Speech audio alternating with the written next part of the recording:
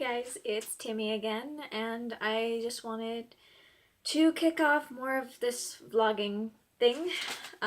This blog is mostly just going to be used for my own personal video diary because I have experiences of things I want to talk about with mainly myself, but I don't know, maybe other people would find use in what I have to say. So, I guess today I'm going to talk about being agender and female bodied.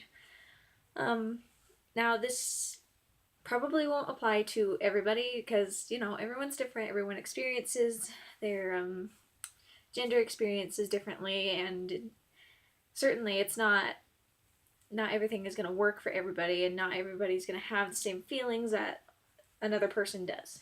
But um, I only really considered that I was agender this year, actually.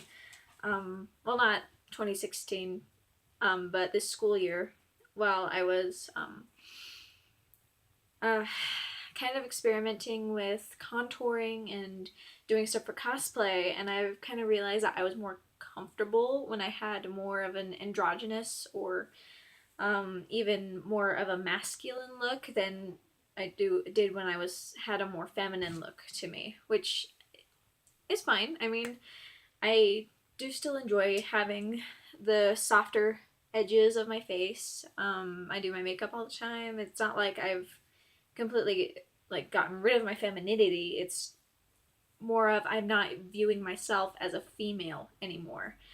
Um, I really never took much thought to my gender before. Um, I grew up a girl, and so I just thought, okay, well, I'm a girl. I had breasts. I have other things that females generally have. I have curves. I've got pretty. I'm slim, but I have pretty wide hips, and just not. Overall, I'm not very big anyway. I'm 4'11". I only weigh 93 to 98 pounds right now, bouncing in between the 90s and the 80s pretty frequently. So I'm not a very broad, big person anyway. So I just thought, okay, I'm just some dainty, tiny thing, and there's nothing I can do to change that. Well, I started feeling dysphoric, I want to say it would have been about last November, around it was before my 18th birthday. So I've been feeling kind of not great about how I look for quite a while, and the thought it hadn't even crossed my mind that I could actually do something to help it, or that dysphoria was even what it is. I was so drained and tired and unhappy with everything that I wore. Like, if you know me personally, then you know how much pride and how much energy I put into making myself look fabulous every single day. So it was really hard for me to try and get into my clothes because I didn't feel comfortable. I didn't feel like they were fitting me. I didn't feel it was almost like it was basically like I felt like I didn't belong in my own body, which is never a good feeling. I'd been having the same feelings for quite a while before then, but I started looking things up, being like, because I thought it was attributed to my depression, and I was wondering, and it was making my anxiety worse. So I was wondering, should I go into my doctor and try to see them again? Should I try some different coping techniques? I don't know what to do. So I started doing research, and I stumbled upon the whole. I never really looked at dysphoria before because I didn't really know what it was. I didn't know really the struggles of that trans people or genderqueer people have. So I never looked into it before. Um, but when I found it, I'm like, this makes so much sense. And then I started learning a little bit more, and I'd be like, first I tried out, I looked into gender fluidity because I thought that was what it was, because I seemed to be bouncing from masculine to feminine quite often. Um, but it wasn't quite fitting because I didn't really feel it's hard for me to explain. I didn't really feel masculine. I didn't feel like a boy, but I didn't feel like a girl either. Um, it was pretty confusing, and I got overwhelmed. I dropped it for a few more weeks and then came back to the same site, and that's when I found Agender as an option, which completely is, yeah, that's what I am. When I figured that out, I was kind of able to narrow it down. Like, okay, so this is what I am now. What can I do to make myself feel more comfortable? I don't know about you guys. Like, I know a lot of people don't like using like the gender labels or even sexuality labels, but for some, I don't know, it brings me more comfort and it helps my indecision anxiety to kind of have a set label put on myself. Um, like I won't. Never mind. Sorry. I'm really bad today. Um, but yeah, as soon as at least having a name for it did help quite a bit, but I was still kind of struggling with my body type, and I was struggling with the fact that I looked like a girl when I didn't feel like one. Like there would be days where I didn't mind; it was fine. It was just like a little nagging in the back of my head. I was able to wear all my cute frilly clothes that showed off my curves, and I actually felt very good in my clothes. I felt wonderful. I did my makeup. It was fly. I wore my heels, and it was fine.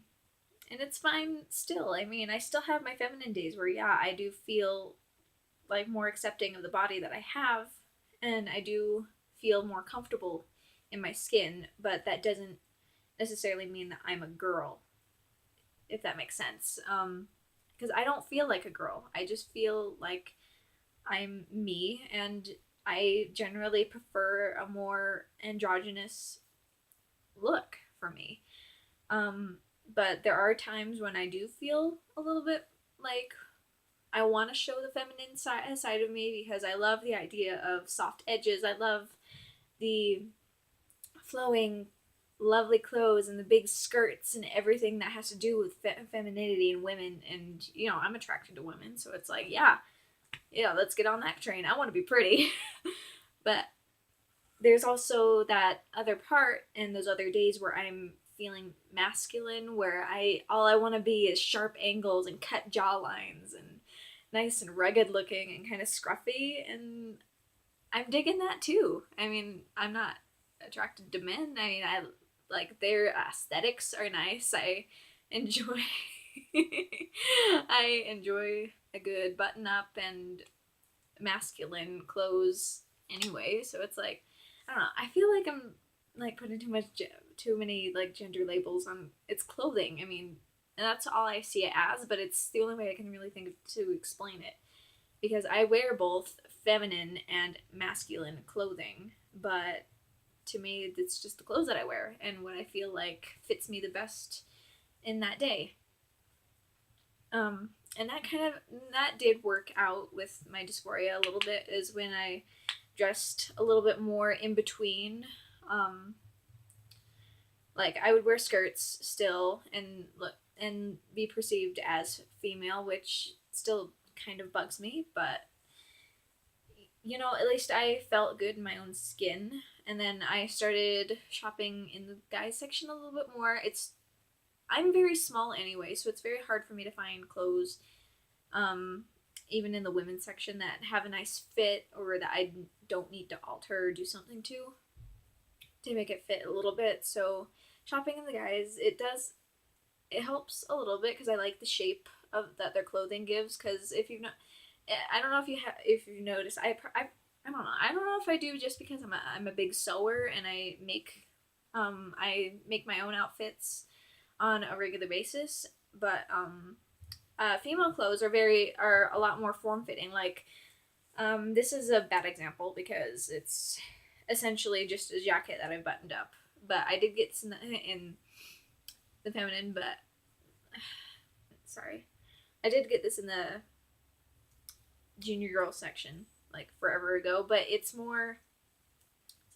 See, up here you can tell it's a little bit more fitted to hug a little bit more on the shoulders and show off the silhouette, whereas female clothes do that a lot. They'll sew it so it's more form fitting, and so that it shows off the curves, and that, and the whole pocket, no pockets, no pockets, and sheer clothing argument is totally, it is there. Feminine clothing is definitely a lot more form fitting. It's can be a lot more flowy and see through, and you'll have to buy more, and you'll have to layer more, because I've found that they're made of a thinner material most of the time, which I think is really dumb. Because if I'm gonna buy a sweater, I want that sweater to keep me warm. I don't want to have to buy another sweater to put on top of my sweater. It seems really dumb to me. But in guys' clothes, they're very, I don't want to say boxy, but come on, they're boxy. They have more of a clean, straight edge that kind of almost hangs off the body a little bit, but it still looks really nice, and it still can fit to their forms. But since they have relatively flat forms anyway, flat and angular forms anyway, instead of curving like we curve like this, they're more like, it's almost like they're like a Dorito shape with like a rectangular. Oh, is it a trapezoid? I think that's it. That's the word I'm looking for. They're more like a trapezoid shape, where it's like, whereas females are a little bit more, they're curvier and they're rounder. So, yeah, that did help, finding the boxier clothes to kind of make me look a little bit more masculine or a little bit more androgynous, because it hid most of my curves and it didn't draw too much attention to anything. So that made me feel a lot more comfortable, but nothing really did help as much as buying my binder did. I love my binder. It's from, oh, let me go grab it. This is my Underworks binder. I was wearing it today, but I had it on for more than 8 hours, so I took it off when I got home from school, because I wore it with a skirt today, so it was a little tight, and I was like, oh my gosh, I don't know if I could do this. I should have brought something to change into. But yeah, this is it. I believe it's their tri-top half binder. I'd have to look to confirm that, but it's pretty scratchy. So in that department, it's alright, but it gives me enough compression that I put it on the first time, I'm like, where did they go? Is there some sort of portal in here? Literally, they were gone. Now that I've worn it a few more times, you can kind of see that there's not as much compression as there was right off the bat. They're so hard to get into when you first get them, but it definitely gives you the compression to look like there's nothing there. So that helped quite a bit with the dysphoria, because I was able to ignore, because for me, I feel like, since feeling not one or the other, I just feel like there should be a blank slate on me, and maybe if I'm feeling like having more one day, then that's fine, and I can put it on, but unfortunately, that's not something that can happen. Biologically, I am female, and unfortunately, that means I'm gonna always have some level of discomfort when I'm having those days where I'm leveling off in between, or I'm having one of my more masculine days. So there's always going to be some sort of level of discomfort, but meditation has really helped as well. Doing my breathing exercises and just being, okay, this is what you have right now.